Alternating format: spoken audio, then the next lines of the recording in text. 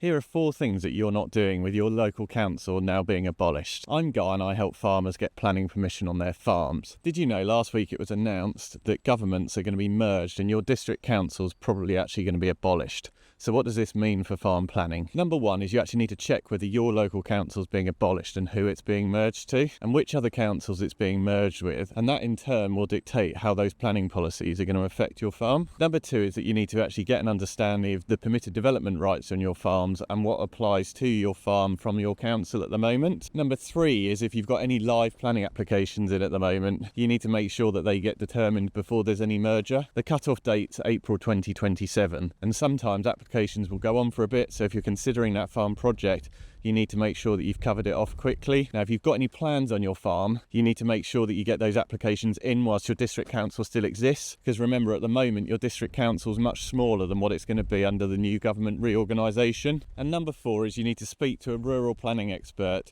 because they'll actually be able to guide you as to how your local council is being affected.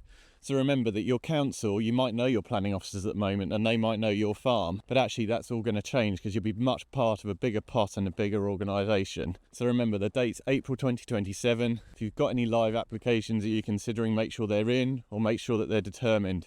Because if you don't get them determined by April 2027, they could be sat in the pipeline for quite a while.